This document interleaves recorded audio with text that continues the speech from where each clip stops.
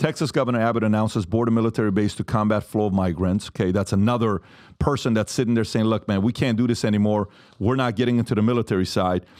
Greg Abbott announces plan to establish a military base in Eagle Pass aimed at curbing illegal immigration, citing in Biden administration law border policy. The forward operating base to be built on 80-acre land along the Rio Grande will house up to 1,800 Texas National Guard soldiers and feature facilities for recreational chaplaincy, medical and psychological health. Governor Abbott underscores the significance of the base in bolstering border security operations, highlighting the challenges faced by dispersed National Guard units. He states, before now, the Texas National Guard had been scattered across the entire region in cramped quarters away from fellow soldiers. The new base aims to improve conditions for soldiers and enhance response to capabilities at a border crisis. Adam. Look, the hardest thing that anyone can do is vocally say, I was wrong. My bad, I had it wrong. Because the last thing that you should be doing is doubling down on nonsensical, inaccurate opinions. And everyone has this problem. Where am I going with this? A lot of people were misled that walls are racist, or that IDs are racist, or that Trump basically calling, they're not bringing their best. They're really not. These are bad hombres. What'd he say famously? They're bringing drugs. They're bringing crime. And some, I guess, some are good people. Yeah. Well, it turns out that he was actually right. Weird. And, the media spun it as walls are racist. How could you do this? How could you mandate that someone needs an ID to vote? IDs are racist. And a lot of people hear this. And if they're anti-Trump, they're like, well, yeah, I guess a wall is racist. But those same people, especially rich people, have walls around their house or have gates around their house. Or somehow, no matter how poor or rich you are, you're able to get an ID. You're able to drive with an ID. You're able to go to a liquor store with an ID. So why ID is racist? So this narratives that are shoved down people's throat, and then when you're just clinging to your tribalist beliefs, and you're like, well, obviously Trump is racist because he wants to build the wall to the southern border. Anyone who's looking at it just completely unbiased must be able to say, we used to have 300,000, 400,000, 500,000 people come through our country a year. Now it's 2 million, 3 million a year. What is happening here? And it'd be one thing to say, well, Venezuelans are fleeing Venezuela. I get it, okay? We see what's going on in El Salvador. All right, we got to get it. Why are there Chinese people coming into our country? Why are the Iranian people coming to our country? Why are the Afghani people coming to our country? What is going on here right now? And it doesn't take a genius to be like, something smells fishy around. Yeah, what do you mean?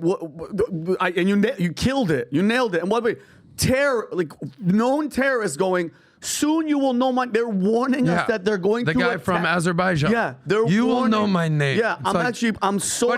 Why are you here in this country right now? Weird, as if it's a plan. And by the way, these people like this, Van Jones, they could talk like this, and you nailed it, Adam. The guy is security, armed house. There's a gate. There's everything. It's not affecting them. They're not in the city. Bill Maher is not in downtown L.A. with all the homeless and all the bums and all the crime. He's up in the hills. He's hiding up there with security. And he comes down and he does his okay show. And then he goes back up there. He's protected. These people are out of touch. Van Jones has no idea what the hell he's talking about, and I don't wish nothing upon anybody, but I can't wait till it starts getting so bad where you can't stop these millions, and they start going up in the hills. As they say, and when they start messing with your dumb ass. Only when it happens to you do you start to give up. Exactly. Because what's happening in Texas is every day, every single week, every month, every year.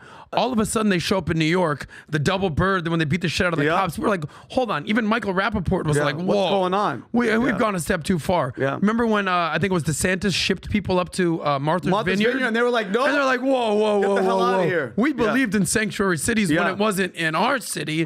So it's a double standard and it's hypocrisy, and you got to call it out. I think the military thing is brilliant. I think enough is enough. We are literally, this administration with Mayorkas and Biden, all these morons, they are literally letting us get invaded. And now think about this. Besides them suing them for putting up barbed wire, which stopped the flow by 80%?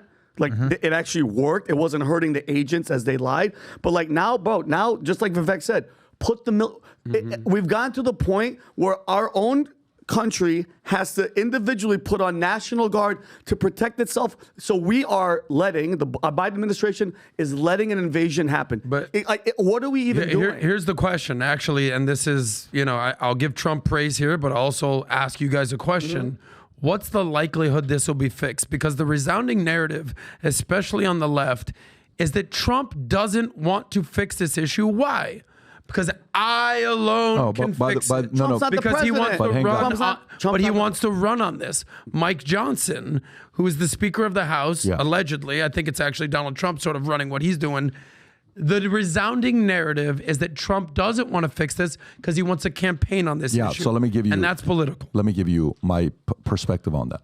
I don't think you're wrong that that fix is going to be there. But if I was to give the president feedback, President Trump, there's nothing they can do right now to fix it. What's done is done.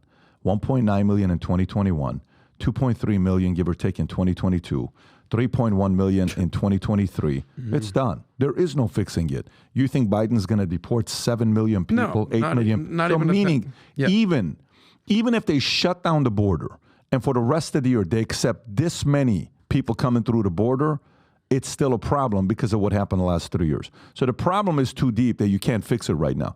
The next person that becomes president, the prize is going to be the greatest deporter of all time, beating out Barack Obama's record. The deporter-in-chief. The deporter-in-chief is what's going to happen next. Tom, what are your thoughts on this here? Well, the question you asked, you just read the story about Texas Governor Abbott, and I agree with the outrage that was articulated. But the question about Abbott, what do I think? I think he's doing the job he was elected to do. He was elected by the people of Texas to lead the state, protect the citizenry, and provide services for the citizenry. Those are the three things you do. You lead the state with programs that are necessary based on your current status. You protect the citizenry with law and order, proper regulations, all these kind of things that go there, proper ones. And you run the budget. And he's doing his job. He's doing what he was elected to do. And he's being impeded. The question, Tom, is why didn't he do this 2 years ago? Why didn't he do this 3 years ago? Why didn't he do this a year ago? Why is he doing it now? Well, about 2 years ago, he was busing people. I think this has been a progressive response by Governor Abbott. You think he's working swiftly? You think he's moving swiftly? No, I don't think he's moved swift enough. I think he's moved faster than others, but he was busing people out. He was raising the flag early, but could even Governor Abbott reacted quicker? Yes. But here's the thing. You talk about the damage has been done, which I agree 100%. But what about the damage that is to come? Because think about it. Now they're going to be done. This 4 years is done. Let's say a Republican comes into office. What about that Middle Eastern guy that's promising some terrorism? What about those Chinese guys that are here that have said that they're trying to go after our infrastructure and take down the grid? The damage has been done, but what's going to come of it? Whoever's the next president's going to have to deal with, oh shit, a terrorist attack. Oh, and it's going to happen under their watch. And it's going to, no matter what, you look bad for what the presidency before you did. That's what I'm worried about, Tom, because that's a real thing. That's not fear-mongering. I agree with you when you're saying that, hey, look, the damage is done, so it's really going to take the next president, if it's Trump, or clearly I don't think Biden's going to do it, to deport these people. But at the same time, how do you address the issue now? It's like the boat is sinking. We're not just going to buy a new boat. We got to fill the hole in the boat right now. So how do we grapple with that? How do we? Who's we? Well, Congress. Let's just say that. How does Congress do this to fix it now? I mean, this is a thing that Congress and president need to be aligned on. They're not. The president is not doing anything about this here. How much attention do you think he's putting to this? If you were to put a value on their top 5, top 10 list, purely based on behavior. Okay, so for example, I can tell you hygiene is my top 5 priority as a man, but I smell like crap. Guess what? Yeah. I'm just saying hygiene, but I'm not really thinking about it. Exactly, slip service. So watch this. Based on how they're spending and investing money, do you think border is in their top 5? No, I agree with you. Like when Biden said, he publicly said, if they brought the bill to my desk, I would sign it today. But based on the track record, it's not in his top 10, not even close. He believes in open border policies, but it is on Congress to bring it to the president to sign. But let's see if he puts his money where his mouth. But what's the point with Congress when they're coming out with a bill called a border bill, and it's $118 billion, of which only $20 billion is going to the southern border, of which $60 billion is going to Ukraine. And then they drop the $20 billion, call it $95 billion, and just flat out come out and say this is the money we're giving to Ukraine. Wow. They're telling you, the Biden administration, Schumer, Pelosi, AOC, the border at Ukraine and Russia is more important than the border of U.S. and Mexico, southern border. Bingo. They're flat out saying that, purely by behavior. Now, But it's on Congress to propose the bill. The president has the president from the top has the ability to persuade Congress and say, hey, listen, what's going on at the southern border is a crisis. I'll give you one thing here for you to be thinking about. What's the one thing everybody forgot about that happened a year ago that everybody was expecting the president to do that he just did this week? When he went to East Palestine? When did East Palestine happen? 2 years ago? A year ago. A year ago. Do you know when everybody was saying, when is he going to go? When is he going to go? We talked about a year ago on the podcast. You know when he visited? This week. Yeah. Last week. Well, in his defense, he thought he was visiting the actual Palestine and seeing Gaza. So we got a little look at this. derailed. February 3rd of 2023. Yeah. Do you know when can you get the exact date? There's a video of him at East Palestine. No, he was there this past weekend. Yeah. No, exactly. So he was there this past weekend. What's the point? That was an issue that America forgot about. First of all, either his camp is trying to get him to lose, to bring it a year later to go there so he looks like a terrible leader, or they're delusional or absolutely not paying attention to what's going on and going and visiting now. So what's my point here? Yeah. My point is the border's an issue. It has been an issue for 3 years. When's the last time he went to the border? I'm actually curious. Did he even go? Our fearless Vice President Kamala Harris, isn't she the border czar? When did he go to the border? I don't know. When did he go to Ukraine? When did he go to Israel? When did he go to? He's been a bunch. When has he been to the border? Oh, so the U.S. border, who is more important to protect us than this? Joe Biden tours El Paso January. for the first border visit of his presidency. That was January 8th. So he went there a year ago. So a year ago is what? 2 years after we already have 1.9 million, 2.2 million. Then he goes. Scroll down, by the way. You can see him meeting with Governor Abbott. A lot of people don't know that Governor Abbott is actually in a wheelchair. He is. Yeah, he had an incident that happened to him a few years. I think it's a tree or something that happened. It's a terrible story. But yeah, you talk about if this is a priority. How much are you talking? How often are you talking about it? Yeah. How often are you driving it? His priority was an open border policy, and this is why He reversed in everything. many circles Biden is unvotable because he has basically been detrimental not to according. American. Watch your language. Here's what we're doing. I got 2 seats I set on the side, which means you're going to sit with the staff, not with everybody else, but it's VIP, meaning front row. This is $500 seats that we'd sell. But I told you earlier that this year's goal, we want 1 million people to sport Future Looks Bright and confuse the shit out of people in a time that's strange times, tumultuous times, scary times for many.